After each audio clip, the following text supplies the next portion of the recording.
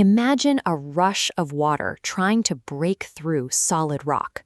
In football, that happens when fluid speed meets a heavy, immovable force. Now, place that collision onto the world's biggest stage. The 2026 FIFA World Cup is where entirely different tactical philosophies collide. On one side, you have Asia's premier squad, Japan. They have built their footballing identity around strict discipline, a high tempo, and absolute technical precision. On the other side stands Sweden, a traditional European powerhouse.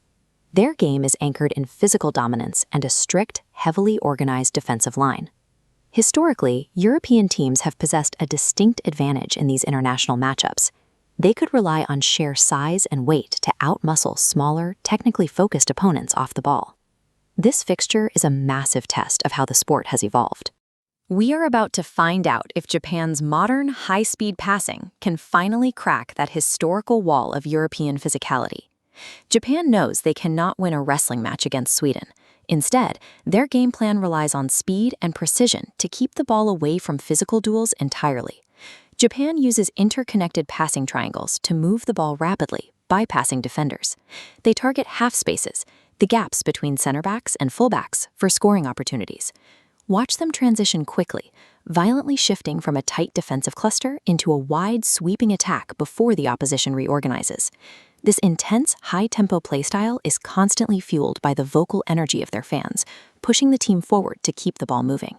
Japan's entire path to victory requires using pitch geometry and raw speed to ensure Sweden's physical strength never even enters the equation. But Sweden is fully prepared for that. Their counter-strategy is built on defensive iron and an impenetrable structural formation. Sweden employs a deep, compact defensive block, denying Japan central spaces. Recovering possession, they launch long balls directly to forwards, initiating rapid counterattacks that skip the midfield entirely.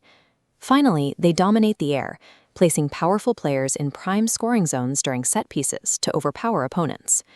And backing up this heavy, relentless pressure on the pitch is a massive wall of yellow in the stands, reinforcing the team's commanding presence. Sweden's primary goal is disruption. They want to force a dynamic, free-flowing football match into a static, physical brawl, where their size dictates every single play. Ultimately, this tactical war comes down to the center of the pitch. That midfield zone is where the tempo of the entire game will be won or lost. If Japan can dictate the midfield tempo and keep the ball moving strictly on the ground, they will force Sweden to chase shadows and eventually exhaust them. Conversely, if Sweden successfully drags Japan into a physical contest filled with tackles and constant set pieces, they will completely crush the Japanese rhythm. Because these styles are so opposed to one another, expect the final margins to be razor thin. A suffocatingly tight 1-1 draw or a dramatic 2-1 finish either way is highly likely.